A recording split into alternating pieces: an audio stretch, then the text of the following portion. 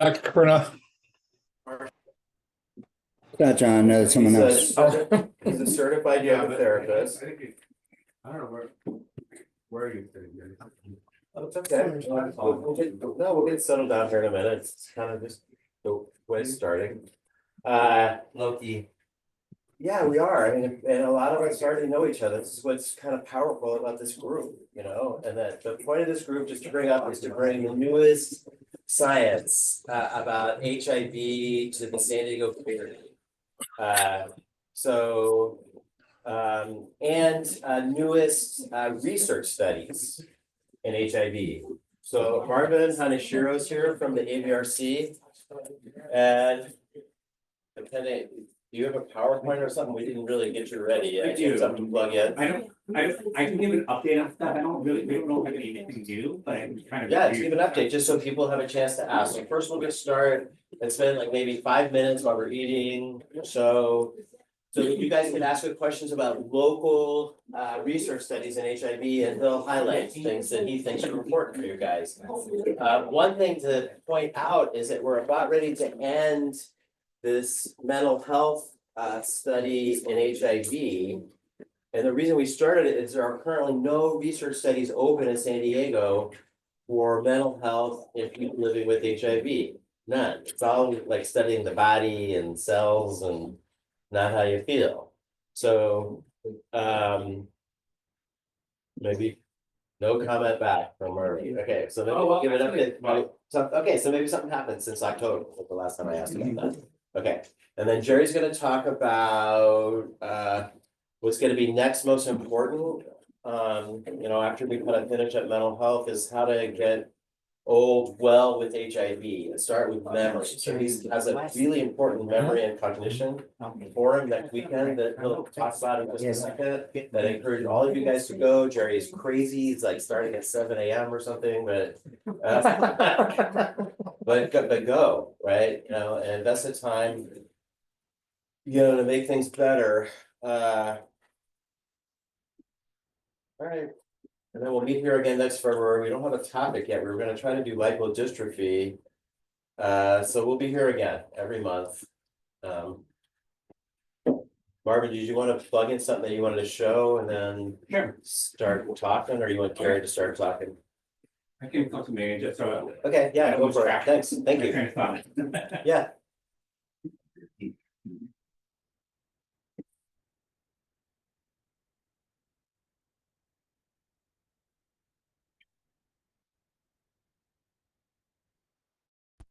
Great, sorry. I thought you wanted. Yeah, okay. Think on the other side. Right next. Oh, yeah.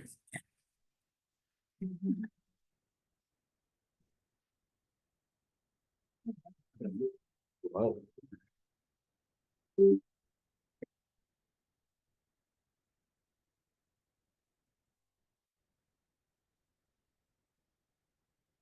There's a mouse if that.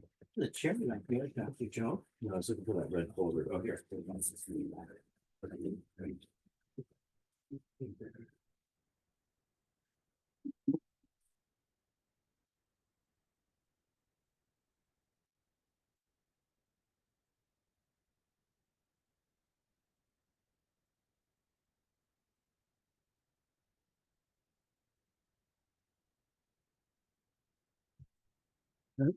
So just to talk about research a minute, you know, the UCSD is not the only place that does research with HIV. There's a couple other places in town that we've talked about before. And there's also a place in Palm Spring called BIOS, BIOS. A woman who spoke with us, Dr. Morkos, before. But today we're going to hear about San Diego and the university. Oh, I went a little too far. Anyways. Hey everyone, so as my name is Marvin Hanashiro. So I do see a lot of familiar faces, but for those who don't know, I work for the UC San Diego Antiviral Research Center. So who is familiar with that research group? Okay, so a lot of people. As was mentioned, we are one of several HIV research groups with different, but we have a focus on HIV in the body. So we do a lot of intervention work. So we test a lot of treatments. We do HIV prevention, HIV treatment. We were one of the sites to do COVID vaccine trials, as well as one of the sites to get like COVID, like Paxlovid approved, for example. We're also kind of going into medical diagnostic work as well, trying to, who is the person that was trying to get the finger, like 1 drop of blood, like Elizabeth? And you guys think you can do it? Well, so we're working, no, we're working with Yeah. actually it's one of the studies. Holmes, yes. So we're working with a company called Trudian, where they're gonna use 1 vial of blood to test for all different types of blood measurements within 30 minutes. Wow. Using Theranos. Yeah, now you think they're called Trudian. So anyways, well, so we are located in Hillcrest, so this is our building. We are just north of the tall Hillcrest Hospital. I can do this. There it is. Okay, so that's just some of our staff. So as I mentioned, research areas, COVID, HIV, medical diagnostics, and we do sexual health. So we do HIV prevention, and we're going to be doing some STI work as well. Trying to, for example, one of our PIs is doing work on trying to treat treatment-resistant gonorrhea, for example. So that's something we're working on. So one example, so most of the studies we do work with a group called the ACTG, which is formerly called the AIDS Clinical Trials Group, and they changed their name to the Advancing Clinical Therapeutics Globally. Because they want to be more expansive, because they do things with like hepatitis, tuberculosis, worldwide. So they don't want to just focus on only HIV or AIDS specifically. So this is one of their studies. This is focused on trans women. So for example, in the past, there's been a lot of discussion about the best combination of hormone therapy, so using estradiol, with combination of HIV drugs. So a lot of trans women sometimes have questions about whether or not their HIV medications, if they're living with HIV, can counteract or have difficulties with their hormone therapy. So there hasn't been a study to show anything to definitively prove or to provide guidance or guidelines about that. So, right now people are just doing what they believe works well. So this study is hopefully going to provide definitive guidance on that. So anyone that is a trans woman or trans-identified that is wanting to start or restart feminizing hormone therapy and would be randomized to taking one of 3 different HIV regimens. And so they're based on a different thing, like one's PI based, one's INSTI based, and one's something else based. And they're going to all take an estradiol based therapy. It's going to be increased over time as far as their hormones go. And then this hopefully will show over time if there's any effects, whether or not like estrogen levels are reduced, or if they're increased, or if they're the same. So we're hoping that this study will be like the gold standard as far as just really proving like there is no effect, or there is, or whatnot. So if you know anyone that would be interested in this, that's one study specifically for trans women. Yeah, Wanda London, is the connection to the trans women. This is a study that it's been a long time since we talked about it, but Dr. Davey Smith, who is one of the PIs, I know that's a name that a lot of people know. He came here about a year ago in December 2023 and talked about this study. So this is kind of exciting. Right. This was the CAR T cell study. So who has heard about CAR T cell therapy? Okay, so only 2. So CAR T cell therapy is, in my layman brain, from understand, has been really a great therapy to use to treat cancer for certain blood cancers. So for example, what CAR T cell therapy does is it trains your own T cells. So you extract your own T cells from your body, and we genetically modify those T cells to recognize and attack a certain invader. So in cancer, they will take your own T cells, they will attack and learn or recognize and attack cancer cells.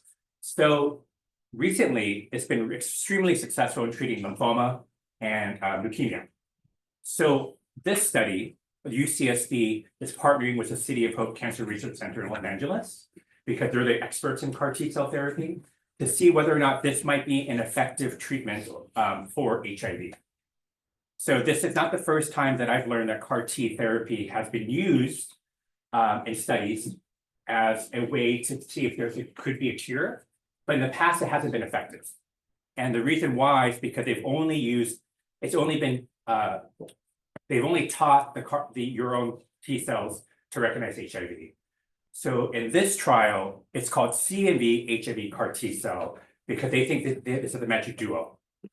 They think that by training your own T cells to recognize CMV as well as HIV, that is the magic duo. And the reason why is because in the past studies, they have seen that your CAR T cells, they tend to get tired over time. So that's different than last year. The study changed? No, Oh, it's always been like always that from the this. very beginning. From the Oh, beginning. okay.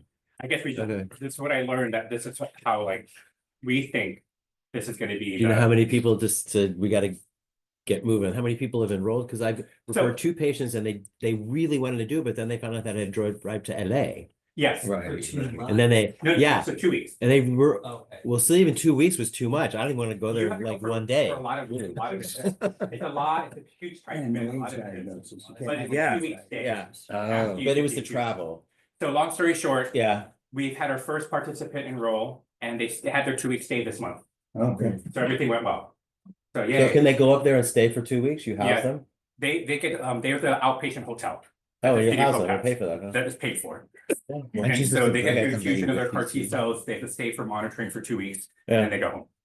And they still have to come back for like 4 or 5 visits afterwards, but then it's annual visits in San Diego. And how long is the leukapheresis process when you're there? That's like a half day. Okay. At one time, that's in the beginning, like about 4 weeks or. But 8 you're weeks sitting on the prior. machine, how long? 2 hours, 4 hours, Yeah, like 6 4 hours? yeah. 4 hours. Yeah. Did they have to interrupt their HIV treatment within the study? So for this trial, you only interrupt for 4 days prior to the leukapheresis. And then you restart your HIV treatment. Okay. So I'm just trying to get clarity. So I'm above there. 4 days prior to the treatment and. So there's a lot of visits. So I can always give you, like, send you more information, but basically, if you're eligible, you would stop treatment 4 days prior to your leukapheresis where they extract the T cells. You go up there for like a half day, you come back. It takes 8 weeks for the process of the CAR T cells to be Well, I engineered. get my meds after I do this. Yes, Okay, after the that's all. leukapheresis, Okay, I thought I yeah. had to wait that time. Okay. Yeah. And then after about 6 to 8 weeks, you come back to the hospital for the actual infusion of your CAR T cells. And then you have to stay up there for 2 weeks You stay in the for monitoring. hospital? They have a hospital next to the hotel. Huh? And you have to stay at their hotel for 2 weeks. So for monitoring, just in case if there's any side effects, you can be admitted to the hospital. Aren't you supposed to bring somebody with you or something? Yeah, that's the other thing that's been Yeah. a difficulty, that you have to bring a care person with you, so that Right, if you right. aren't with it, that your care person can say, oh, we need to go with the nurse or the doctor. All right, right. And you pay for your stay? I'm sorry. Yeah, well, the hotel's covered and you're compensated and your care person's compensated $200 a day for being there. And I'd just like to say, when they come up with a version of this for people with AIDS, actually with AIDS, let me know. Yeah, yeah, well, this is, remember, this is only a phase 1 trial. Right, So we're only enrolling 10 people in this phase 1. And right now we have like 15 people on the wait list, which is great. Oh, wow, you just said something that clicked in my head. You cannot have any time during diagnosis with AIDS. For this phase 1 trial, Okay. you cannot have an AIDS diagnosis. And it's about the AIDS diagnosis, you know, the definition has actually changed over the years. What do you actually mean by AIDS diagnosis? So Or, right? if you're nadir, it's less than 200, See, or like, you can have an AIDS diagnosis and maybe not be below 200, well, like me. I've never been below 200, but I have an AIDS diagnosis. You know, multiple opportunity infections, there were other things that. we're there. and that'd be another one too. Right, So it's both, Well, if you don't, both or one of the two. it's both. once you get an AIDS diagnosis, you can't go I back. don't know that, no, I've never been below 200 yet, I have an AIDS diagnosis, that's what I'm saying. Right, There's me multiple me ways, too, so- me Yeah. too. And they don't have to do that now. Cause it used to be based on percentage also, percentage over a certain number would also be. There are people who basically don't meet all the 3 criteria. Yeah, it could be, But that- it's any one of the criteria. So, sorry, we gotta go to the next Okay. thing. In summary, So that's, you get 1 sentence. in summary, I mean, basically, I think it's, that's it. Thank you. That Yeah, we've no, had, no, we've had one Yeah. participant so far enroll, everything's going well so far. The second person's going for their leukapheresis this month. Okay. I bet, yeah. I spoke to Stephanie and she said you're no longer admitting new patients to the study. No, that's for A5 through A6. Okay. So that's a different study looking at a broadly neutralizing antibody with a super agonist. Shock and kill. Yeah, so that's a different cure strategy. That's just real quick. Those is important. That's okay, good. You were mentioning something about you need transgenders.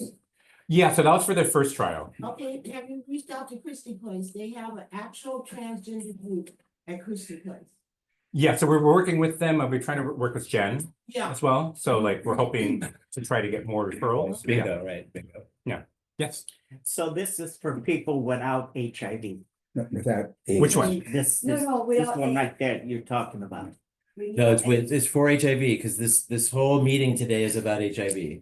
So everything we talk about is about Did not HIV. age though, Yeah. But without AIDS. Yeah, Yeah. Right, HIV, Without HIV AIDS. positive, without Or AIDS. that's- Kind of Yeah. mingling together. like- Without it. But although, Alright. the last two things, so we do have HIV prevention studies.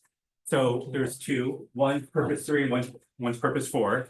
So there has been, purpose 3 is a long-acting injectable medication called lenacapavir. So it's for only cisgender women. What's been amazing is purpose 1, the results were sent out. It was a study in Africa in adolescent girls and women that showed 100% effectiveness in people receiving the injectable medication versus women getting Truvada, cisgender women getting Truvada. Wow. So, and purpose 2 was in gay, bisexual men and trans women. Of the lenacapavir injectable every 6 months versus Truvada. So, and I think those results were out and it showed like 99% effectiveness That's correct. in lenacapavir Yep. versus Truvada was lower. And purpose 3 is now for cisgender women only who are sexually active with a man. And then purpose 4 is for any gender who are people who inject drugs. So it's the same thing. So people are randomized to either receive the lenacapavir or Truvada. So that's the same thing. So hopefully, it's Science Magazine called this drug like the breakthrough of 2024. So it's kind of amazing to see that this drug really works. I said they might reach their goal of 2030 of eliminating the virus. I mean, at least with this, with prevention work, right? So. And then I mentioned Truvian. So last but not least, medical diagnostic work. So we're working with medical diagnostic companies this company called Truvian. What they do is they're trying to do a point of care test. So like in any doctor's office could have a tiny machine. It's like this big, actually, I've seen in our lab. And with one vial of blood can do like basic CBCs, our basic chemistry panels, all that kind of stuff, HIV, everything. A lot of different tests. And blood-based in order to, and within 30 minutes. So, so far, the validation and they're trying to get FDA approval and all that kind of stuff. So it's kind of cool that we're kind of putting our hands in different cookie jars. So that's it. Thank you very much. Yeah, thank you. Jerry, do you want to say anything quickly about the forum, like the place, date, and time? Yes. Okay, is important. Yeah. There's an HIV incontinence forum called Losing My Mind, Now What?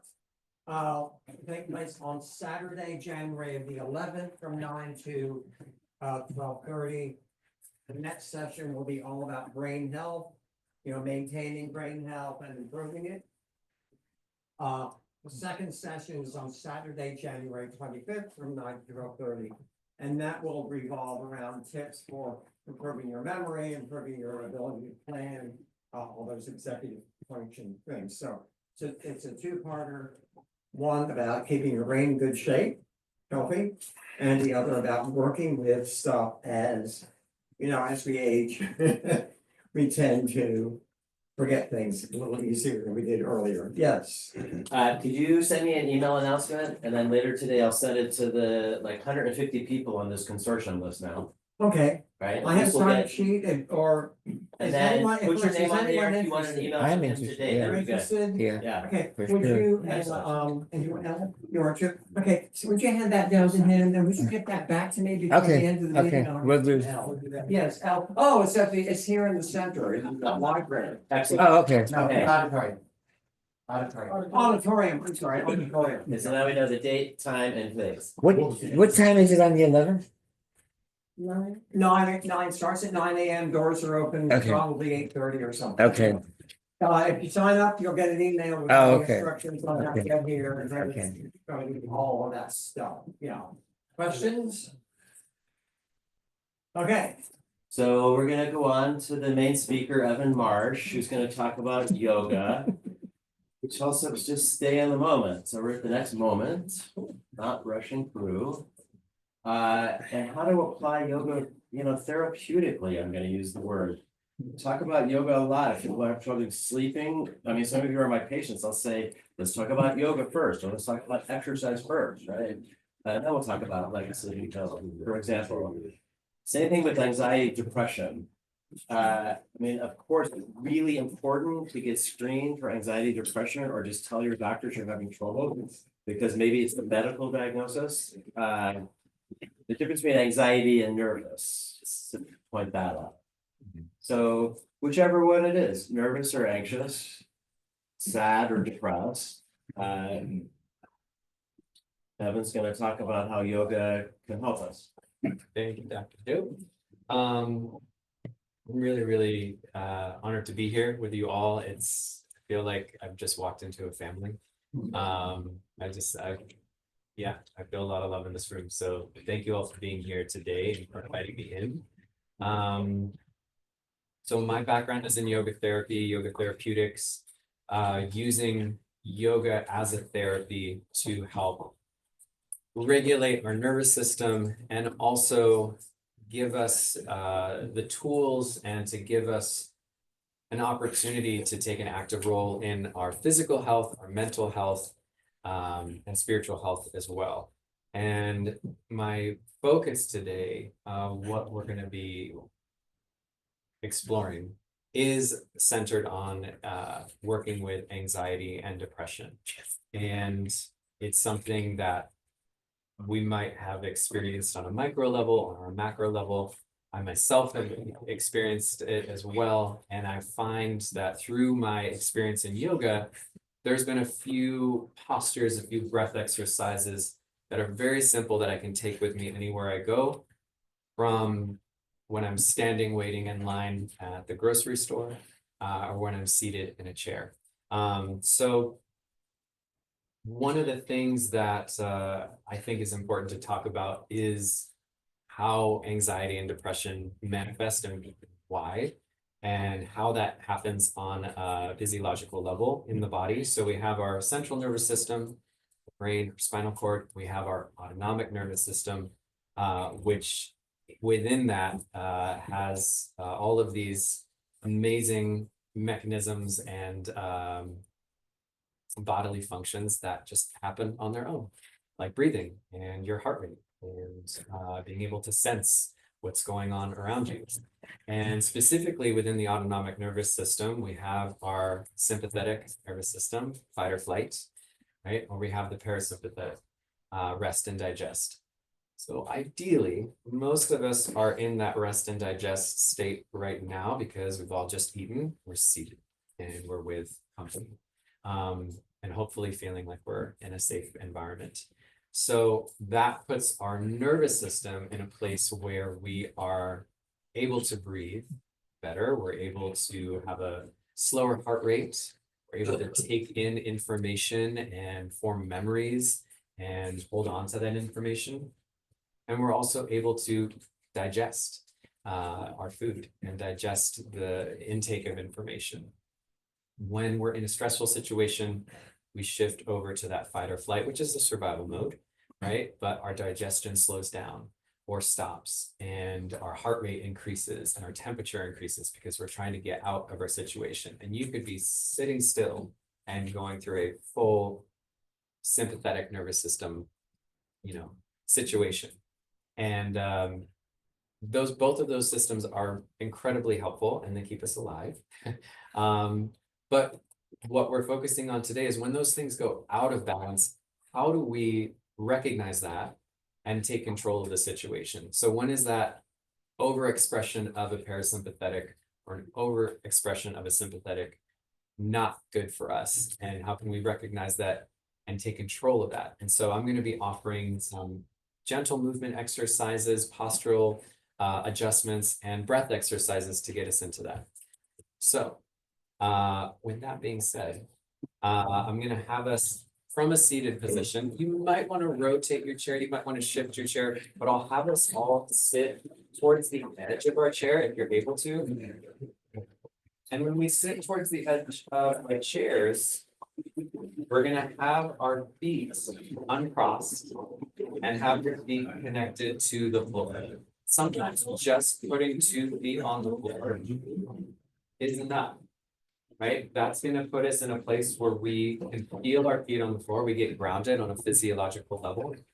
And then I just want you to, even in your shoes, just spread your toes, right? Even if you're in heels, just spread your toes as much as you can. And see if you can press down slightly in your heels. And when you press down in your heels, can you send that energy up through the sides of your waist? Nice, everybody just sat so nice and tall.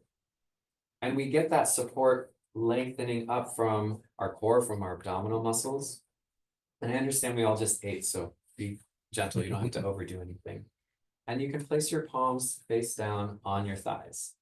You can have your eyes focused on something on the floor, you can look straight ahead, or you can even close your eyes. But just take a first few moments to just notice in your system, how does this feel?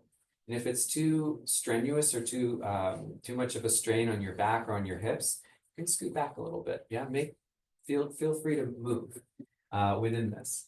But the idea is that we're sensing and that we've now come into a heightened place of awareness where we're taking in, how am I feeling in this moment?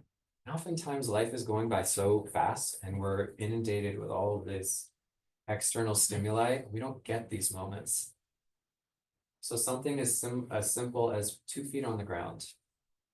That's all I want you to take away from this. Yeah. And then you from there can start to sense, how am I feeling? What do I need right now? What adjustments can I make to my posture, to my breathing, to my state of mind? So that you are reclaiming that power. So you come out of a reactive place and that you get to choose what's next for you. So from here, I'll have us just bring a little bit of movement into the spine. So as you inhale, go ahead, just tilt your chest up towards the ceiling and maybe you see something on the ceiling. And then as you exhale, just let that round and curl over. Yeah, nice and gentle. You might even want to bring some movement into the hands. As you lift, the hands can come back towards your hips. And as you round, your hands can come forward back down towards the knees. So this is very similar to a cat and cow posture in yoga that we call cat and cow.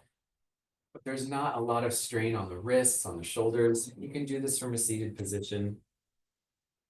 You are a passenger in the seat of a car or a train or a plane. You can do this.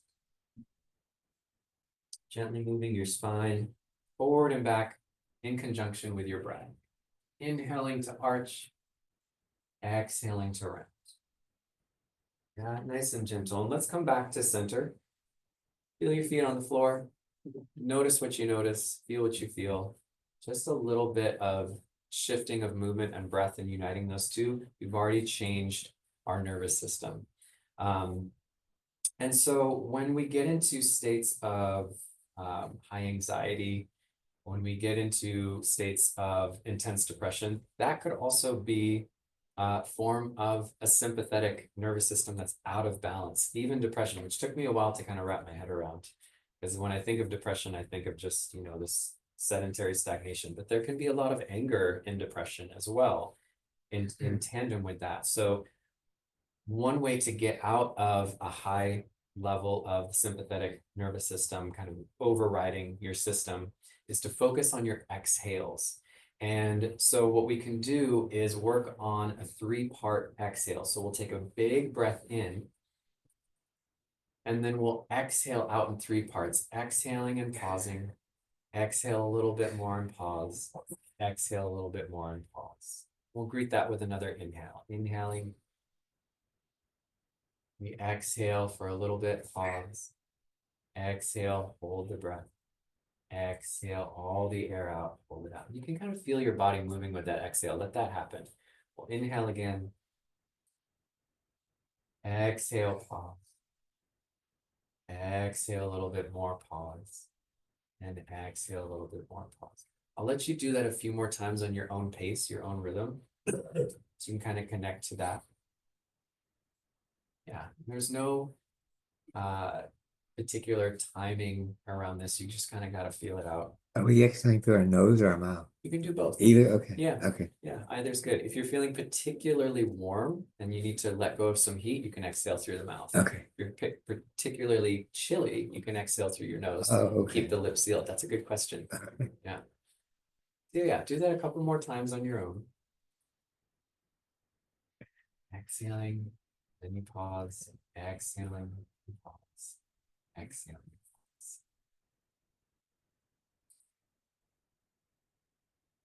My recommendation for this exercise is to do it around 10 to 15 times. If you lose track, you lose track. But you'll start to notice, hopefully, a shift in your muscle tone, a shift in your heart rate, maybe even a shift in your state of mind. You might even notice your body temperature dropping a little bit. Yeah. So we'll let that go and just kind of take a moment to notice maybe some warm fuzzies in the body or just that state of ease that you just did by yourself, right? Just those simple couple of exercises focusing on your breath. So that is one way to get us out of an overexpressing sympathetic nervous system when we kind of feel out of control or we're in a panicked or an anxious place or even an angry place.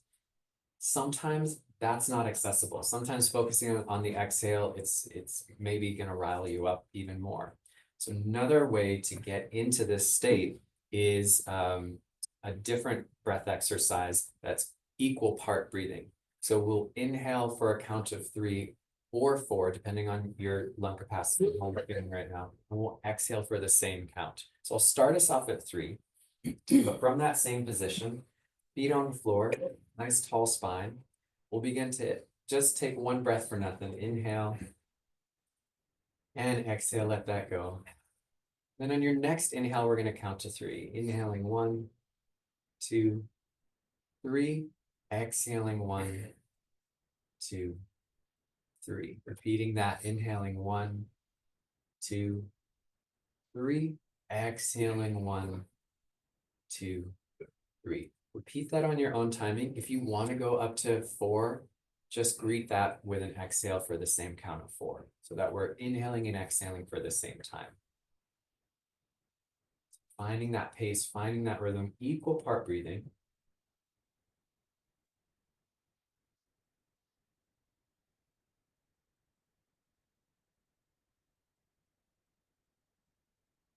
Noticing what you notice along the way, heightening that awareness around what's going on right now in this present moment with your body, with your breath.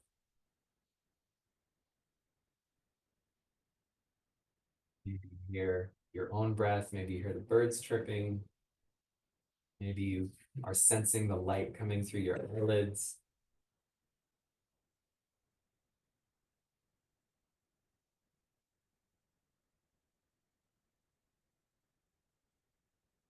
We'll let that settle. So equal part breathing is another great way to bring us back to that homeostasis where we're in control and we kind of get out of that reactive state.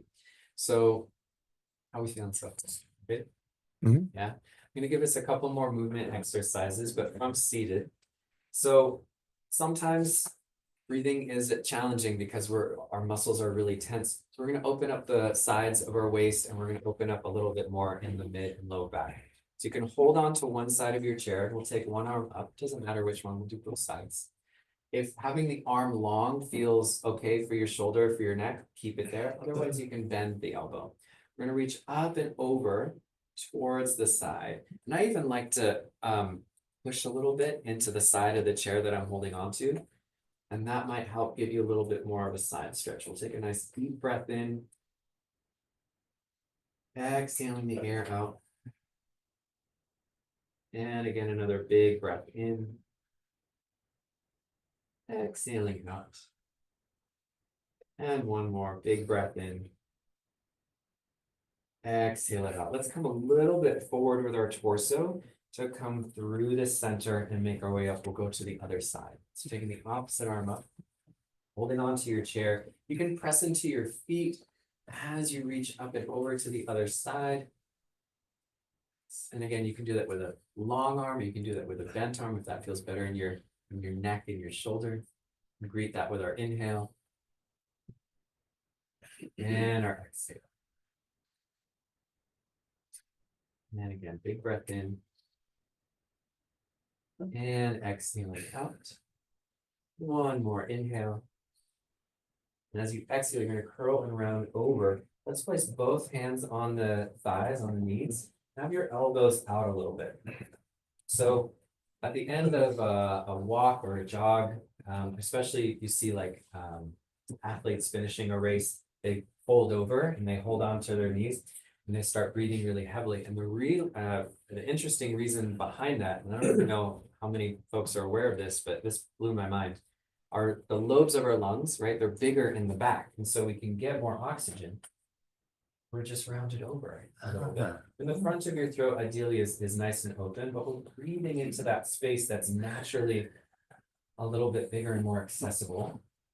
Just taking a few breaths here. Maybe you find a point of focus on the floor.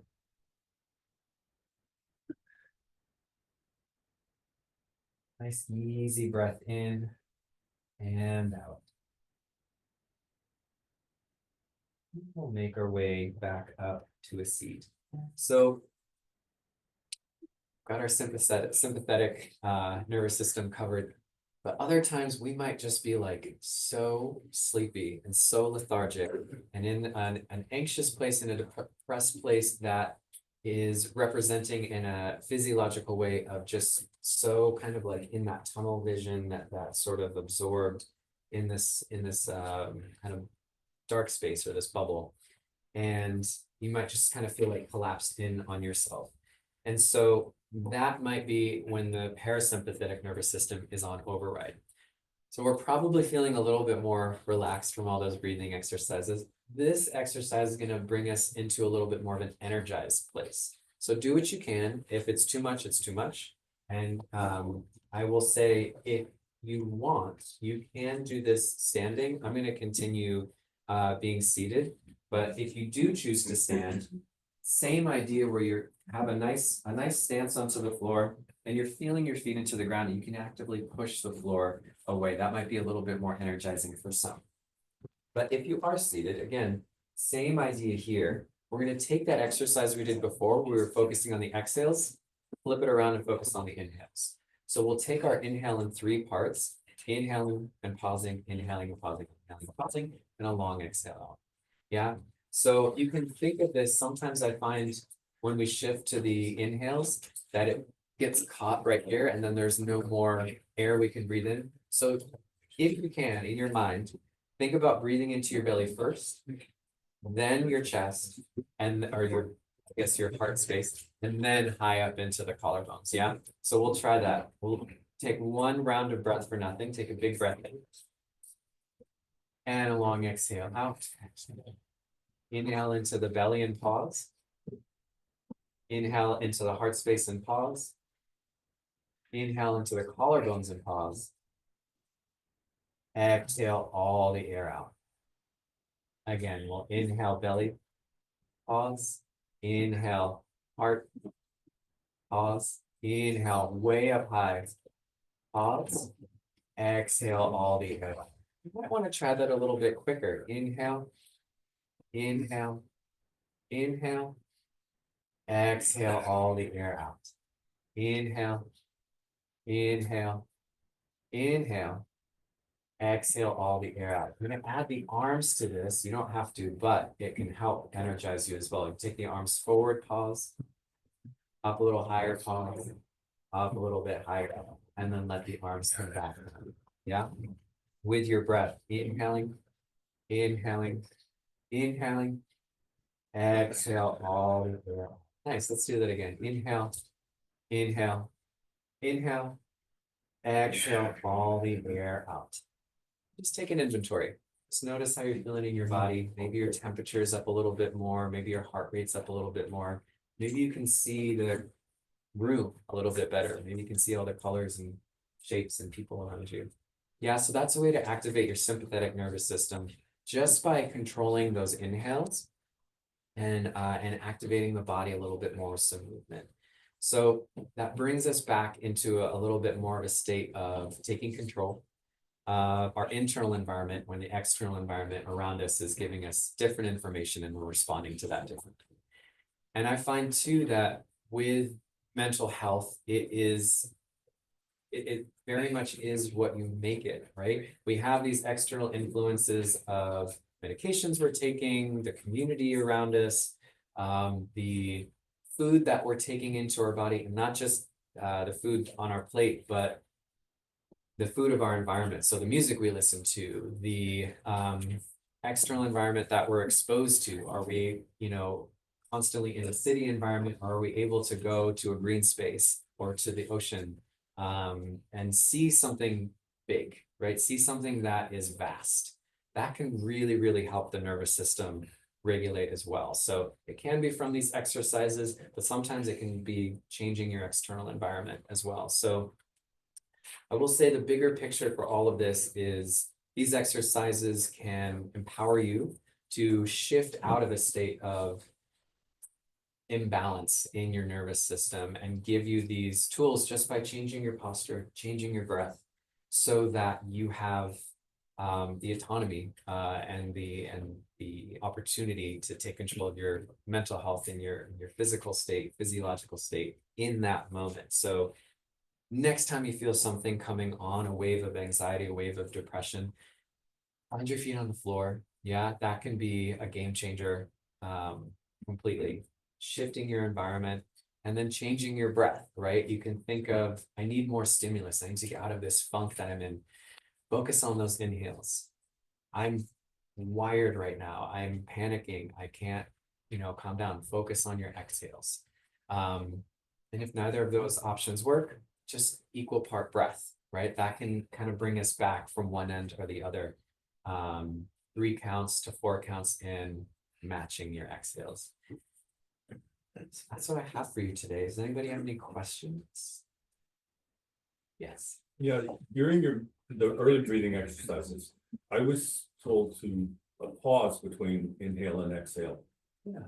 Do you do that? I mean, It depends. Yeah, it depends on what you're looking for. So when we pause between inhale and exhale, we are shifting out of what's already always happening.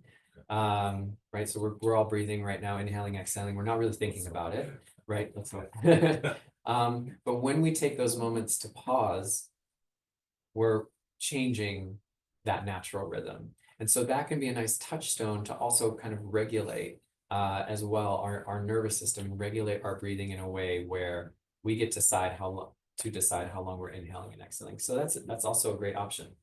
Yeah, absolutely. Yes. Questions? Thank you, Evan.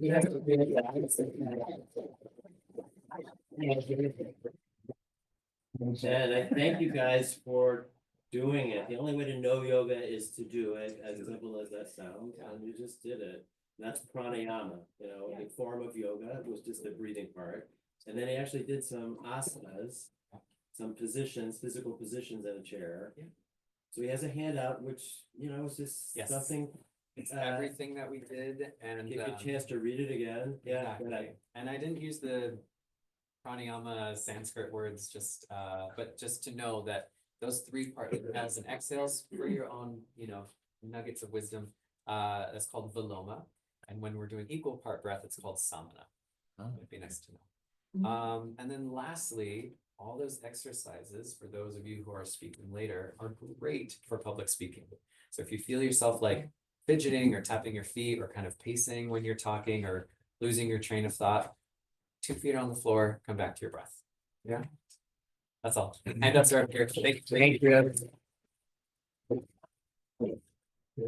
I wanted to end with encouraging everyone to practice. use it for emergencies. Yeah. But also you'll get a lot of benefit if you just pick a time every morning.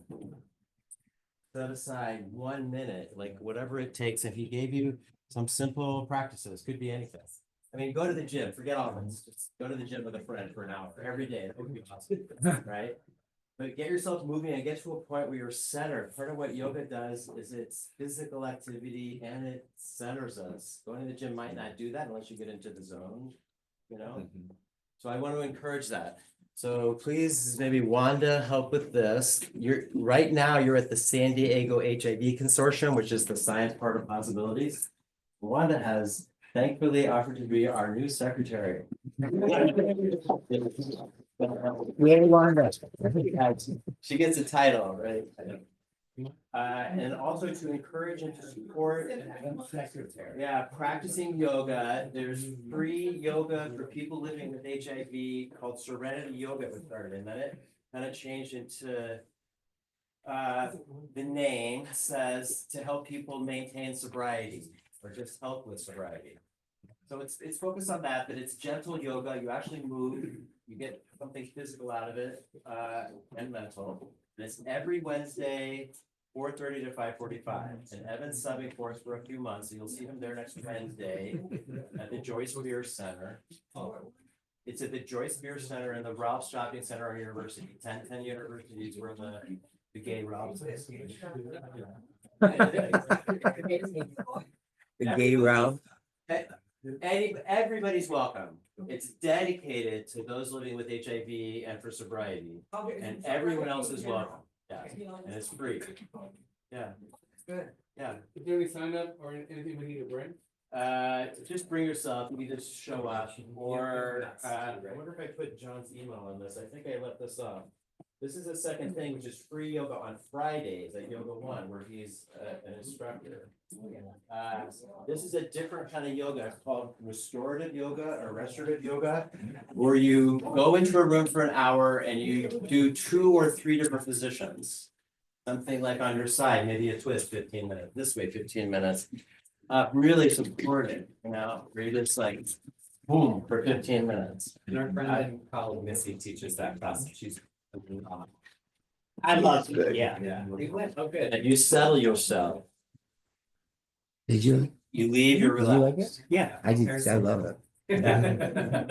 Yes, ma'am. So 2 free places. Now, how to get, Tony, can you connect John with Sure, free yoga on Wednesday?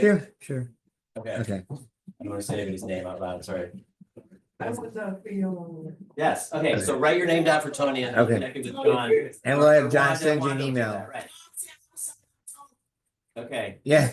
No. all right, we'll deal with that. We'll deal with it. All right, we'll be here next month, the next, maybe, I don't know, 15 or 30 minutes, we're gonna talk about finishing up Your Voice, which was a mental health project and people living with HIV, and about 10 focus groups met. The last focus group is gonna meet on January 14th, thankfully, to John Kessler and John Steinmetz. Yeah, the 14th. Yeah, it No, got changed. We still have the, Jerry's group, Shades of Gray that meets here on Wednesday. Right, Oh, I'm right. sorry. Oh, I just threw you under the bus. It's not John and John, it's Jerry and John, right? I got the Jerry wrong and names, John. but it's No, still, they have 15. and they got another one on the 15th. They haven't scheduled a date yet for Jerry group, because Jerry was sick and in the Shade of Gray told us they would. Okay, so that's why we're here today. So Jerry told me just this morning that they picked the 14th at 11 a.m. at your apartment building. And you thankfully, okay, thank you for taking care of that deposit. The Shades of Gray, I thought they met here. The black group. Oh, that's. That's a different group, right. That's a different That's not group. mine. Right. That's a different color. That That's group I don't different have a color. final date on. Yeah, that's what I know. I didn't get a date for them. All right, we're just talking about anybody old with HIV. That's what January 14th is. And anybody else, but they're gonna focus on how did they make it this far, right? And mental health wise, how did that play in and how to make it better? Yeah. We're still looking for people who have not taken the survey to participate on the 14th. Yeah, that's why we're just live, and I'm talking, Lorraine Chang is a PsyD, Doctor of Psychology candidate. Who's made some suggestions about some better questionnaires we can use instead of just using like 4 simple questions. And we have a few days left. And we can just offer something for you guys to show them, but do you wanna? Like how to get, what happened is we asked 4 basic questions, just to like catch up and summarize what happened to this project in September. That this is a research meeting once a month, how to bring HIV research to the community, and there's no research in mental health, so that's where that started.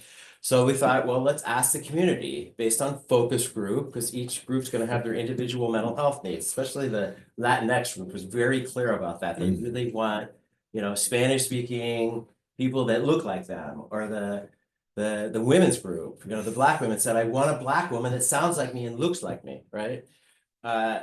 So we asked to summarize, we ended up asking about 100 people. No one really had any good ideas about better research to do.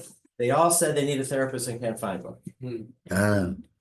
So now I think we have to focus on, make a list, make it real, right? Who is actually accepting patients and who takes, Medi-Cal, right? And Medicare. Because I've been in practice in San Diego since 1990, and I know a lot of people. I still cannot find a therapist for anybody, even if they have money in a PPO. So that's where hopefully this conversation will go. How to form a list, how to offer something useful to the HIV community, right? Alan has a question. Yeah, please, sorry. I have a Thank note.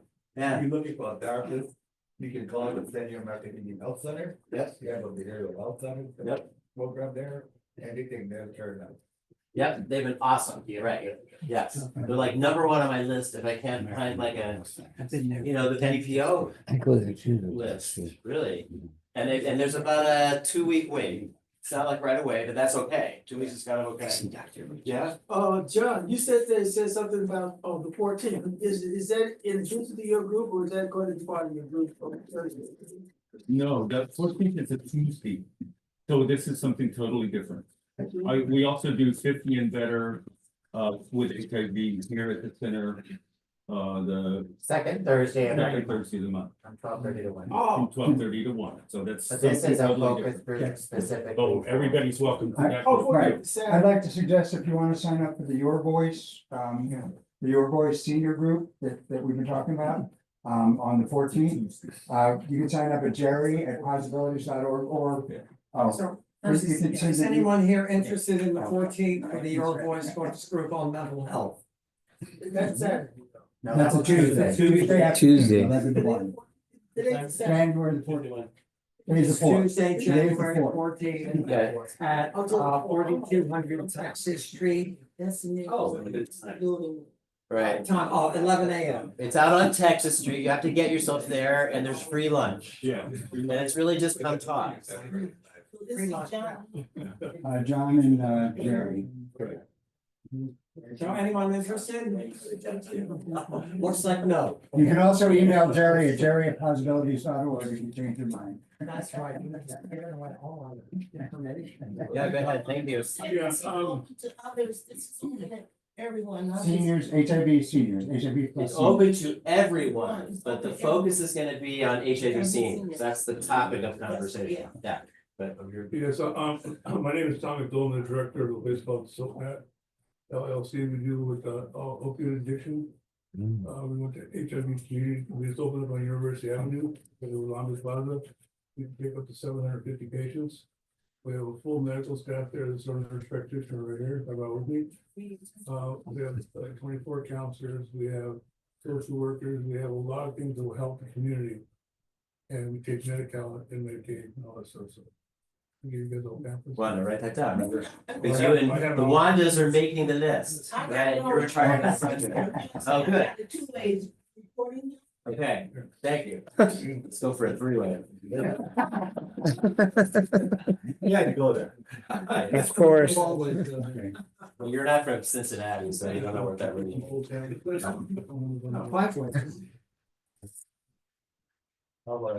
Thank you.